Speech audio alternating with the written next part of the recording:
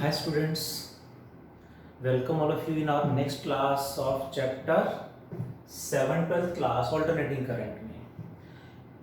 Hope all of you are well and taking care and studying well. Today what will we do? We have done in chapter 7 in the last class the phase relation between voltage and current in a pure resistor we have done. Pure inductor we have done. The third one today we will discuss is pure capacitor. Phase relation between voltage and current in a pure capacitor. Board exam में ये derivation आ चुका है, छोटा सा derivation है. Exam में question यहाँ से कैसे कैसे आया वो मैं डिस्कस करूंगा. Let there is a capacitor of capacitance C connected with an alternating voltage V, connected with an alternating voltage V. Then ये वोल्टेज इसके अक्रॉस चार्ज सप्लाई करेगा, करंट फ्लो कराएगा. Let the voltage, alternating voltage at any time, at any instant t, voltage is V naught sin omega t, V naught sin omega t. This is t time पे इसके cross जो voltage है, voltage का phase is omega T. Same time T पे जब voltage का phase omega T है, उसी टाइम पे करंट जो फ्लो करेगा, करंट का फेज कितना होगा वो हमें निकालना है. कैसे? सेम स्टेप्स जैसे प्योर रेजिस्टेंस और प्योर इंडक्टेंस में हमने डराइव किया था, सेम इज द वे. जितना भी वोल्टेज अप्लाई करेंगे सारा का सारा वोल्टेज इसके अक्रॉस आएगा, because this is the only circuit, this is the only device connected in the circuit. So इसका वोल्टेज जो भी होगा इसके अक्रॉस आ जाएगा. कितना? What is the potential difference across the capacitor is Q by C. Chapter 2 में हम we have done in chapter 2. So potential difference or voltage across capacitor, potential difference or voltage across capacitor is equals to applied voltage. ऐसा क्यों? क्योंकि there is only the device capacitor is in the circuit. और कोई device नहीं है, so जितना voltage apply करेंगे वो सारा का सारा कैपेसिटर के अक्रॉस आ जाएगा. So voltage across, potential difference across capacitor must be equal to applied voltage. Potential difference across capacitor is Q by C equals to applied voltage is V. Therefore we can write it as Q equals to C into V. Q equals to C into the value of V is V naught sin omega t. V naught C into V की value V naught sin omega t. Got it? Charge हमारे पास है, charge at any time, but हमें तो यहाँ पे current कितना flow करेगा, current हमें निकालना है. चार्ज से करंट कैसे निकालेंगे? बाय डिफरेंशिएटिंग और इंटीग्रेटिंग. क्या करेंगे? Differentiating with respect to time. ये हमें पता होना चाहिए. Differentiating with respect to time, what we get? This is dq by dt equals to c into V naught as it is. Sine का differentiation क्या होगा? बार बार मैं कह रहा हूं, डू प्रैक्टिस वेल. साइन का differentiation is cos omega T and omega T का differentiation into omega. Chain rule बोलते हैं इसे. पहले साइन का डिफरेंशिएशन cos, फिर ओमेगा टी का डिफरेंशिएशन t के रेस्पेक्ट में ओमेगा इनटू 1 यानी omega. This can be written as omega यहां मल्टीप्लाई में आएगा. What is dq by dt? Obviously current at any instant t यानी करंट I इक्वल्स टू क्या आएगा? ये omega c into v naught cos omega T. Omega यहाँ multiply में आ जाएगा. Omega C into V naught cos omega T. This can also be written as V naught by omega C को हम लिख सकते हैं 1 बाय omega C into cos omega T. Hope you got it. कोई डाउट है तो you can ask. Omega C को डिवाइड में 1 बाय ओमेगा सी लिख सकते हैं. ये ऊपर मल्टीप्लाई करेंगे तो यही आ जाएगा. ऐसा क्यों लिखा समझते हैं. हमने देखा 1 बाय ओमेगा सी की जब हमने यूनिट कैलकुलेट की, डायमेंशन निकाली, then what will be got? हमने देखा इसकी यूनिट आ रही ओम, इसकी यूनिट क्या आ गई ओम, यानी यूनिट ऑफ रेजिस्टेंस। इसका मतलब ये कोई रेजिस्टेंस है जो कैपेसिटर ने अल्टरनेटिंग वोल्टेज को प्रोवाइड करा दिया, ऑफर कर दिया है। सो 1 by omega c is represented by xc. It is known as capacitive reactance. जैसे इंडक्टर में क्या था, inductive reactance, it is capacitive reactance. And है क्या ये, it is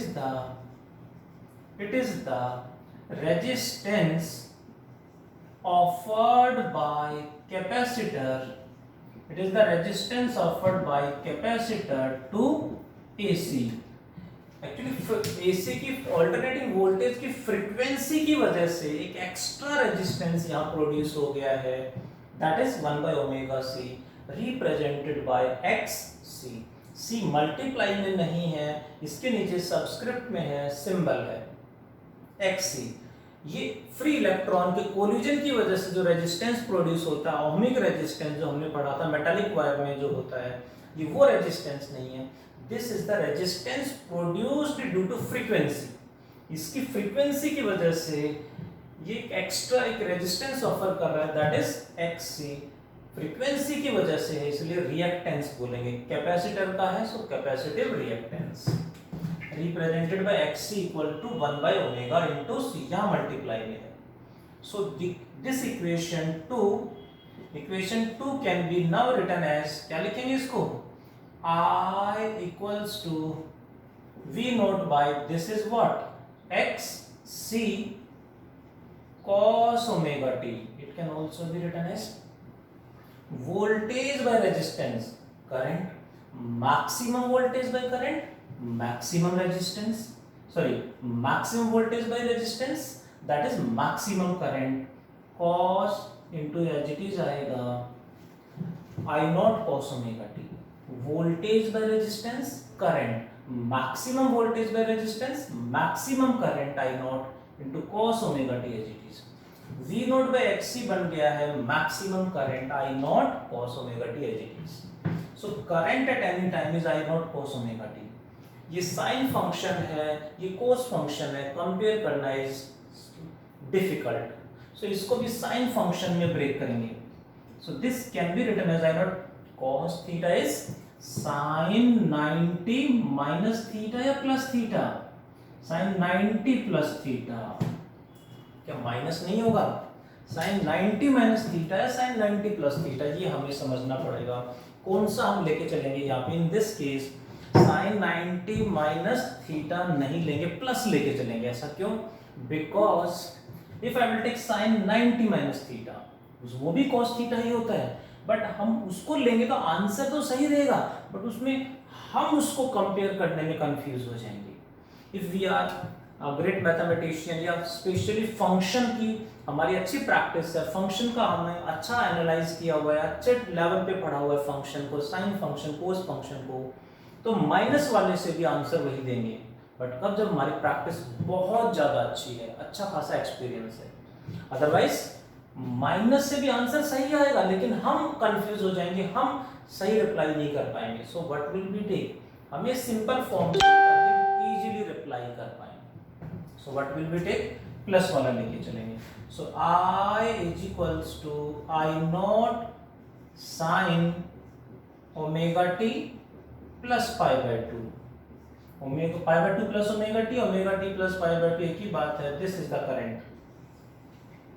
Now we can easily compare, वो sin ओमेगा टी, ये sin omega T plus pi by 2, but minus रखते तो यहाँ माइनस आता है, ये बनता minus omega T plus pi by 2, फिर कंफ्यूज होते, करके देख सकते हो, कंफ्यूज होते। बट जिसका मैथ्स स्पेशली फंक्शन चैप्टर आपने मैथ्स में पढ़ा होगा, फंक्शन चैप्टर हमने मैथ्स में पढ़ा होगा, तो स्ट्रॉन्ग है तो इजीली आंसर दे देंगे, नहीं तो कंफ्यूज हो जाएंगे।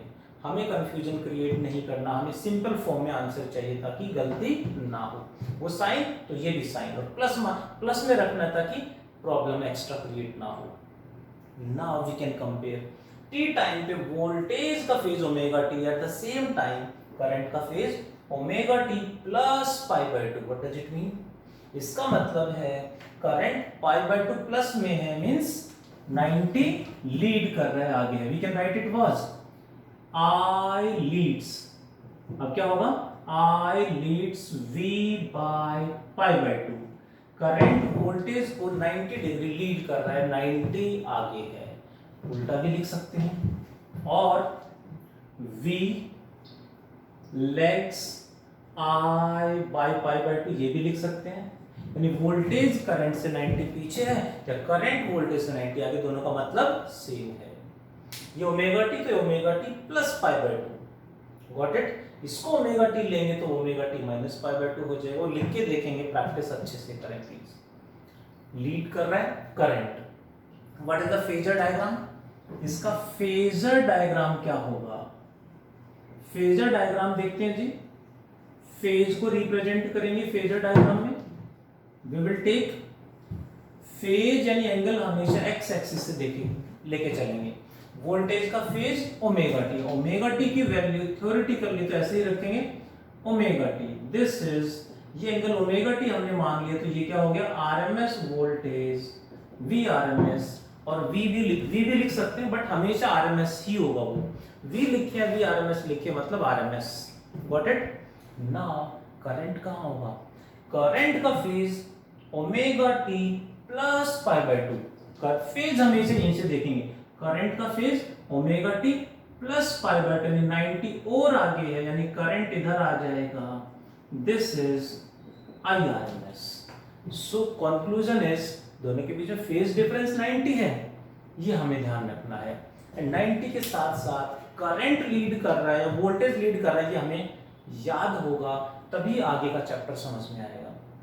3 रिजल्ट्स हमारे सामने हैं, in a pure resistor voltage and current in same phase, in pure inductor current 90 पीछे है, प्योर कैपेसिटर में करंट 90 आगे है, ये हमने प्रूव किया है।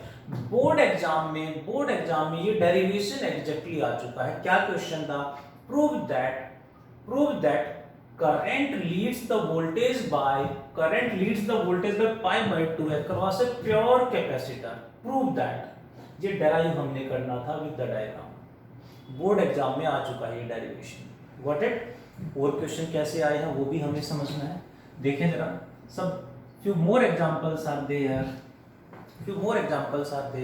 like question is what is the resistance offered by the capacitor for DC के लिए, DC यानी बैटरी से जो करंट मिलता है, what is the resistance offered by the capacitor XC for DC, कितना होगा, जल्दी रिप्लाई करें।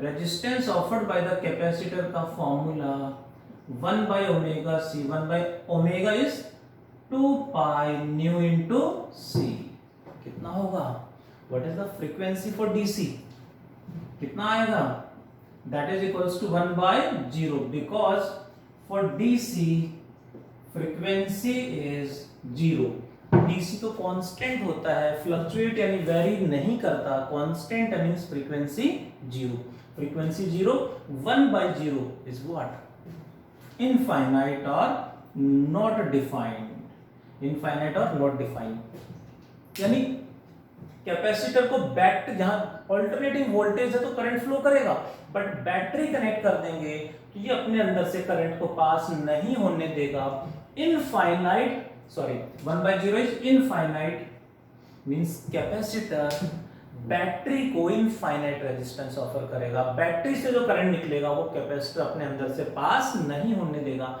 ऐसे क्वेश्चन चैप्टर 3 में मैंने कुछ कराए थे कि जहां कैपेसिटर आ गया वहां करंट नहीं जाएगा, वहां करंट फ्लो नहीं करेगा, बैटरी यदि कनेक्टेड है तो, लेकिन अल्टरनेटिंग वोल्टेज में करंट फ्लो करेगा। We can say that is, इसका मतलब है अ कैपेसिटर ब्लॉक्स डीसी को ब्लॉक कर देता, अपने अंदर से पास नहीं होने देता। One more question was asked in exam, that is draw the graph between capacitive reactance and frequency, capacitive reactance and frequency का ग्राफ ड्रॉ करना है, that is along x axis we will take frequency and along y axis we will take xc, capacitive reactance, resistance offered by the capacitor. कैसा graph आएगा? फॉर्मूले से analyse करते हैं, 1 by omega C यानी 1 by 2 pi nu into C, omega का formula. क्या relation होगा? 2 पाई सी तो कांस्टेंट है, फ्रीक्वेंसी के साथ रिलेट करना है। X C is inversely proportional to frequency. अब इनवर्सली प्रोपोर्शनल टू फ्रीक्वेंसी में ग्राफ स्ट्रेट लाइन नहीं होता, हमेशा कर्व्ड लाइन होता है, यानी ग्राफ ऐसे आएगा। ये क्वेश्चन आ चुका है, X C is inversely proportional to frequency, so ये ग्राफ आएगा, ऐसा ग्राफ आएगा। व्हाट इट, क्या शेप बोलेंगे इसे? What it is? A circle, parabola, hyperbola, क्या होना चाहिए? That is hyperbola. Inversely proportional में यहां पे क्या बनेगा? हाइपरबोला, ये ग्राफ आएगा। ये क्वेश्चन भी ये डेरिवेशन मैंने कराया, एक टॉपिक है हमारे चैप्टर में, ये topic as it is board exam में डेरिवेशन आ चुका है, ये क्वेश्चंस एग्जाम में आ चुके हैं, बोर्ड एग्जाम की बात कर रहा हूं, आ चुके हैं questions. So do practice well. We have done about phase relation between voltage and current in a pure resistor, pure inductor and pure capacitor. तीन रिजल्ट हमें याद हैं, लेट मी क्लियर, तीनों रिजल्ट याद है तो इससे आगे का जो चैप्टर, रिमेनिंग चैप्टर है, ऑलमोस्ट सारा समझ में आ जाएगा। रिजल्ट याद होने चाहिए, उसके बिना रिमेनिंग चैप्टर समझ में नहीं आएगा। So do practice well. आज इतना ही पढ़ते हैं। Thank you all, take care, do practice well please.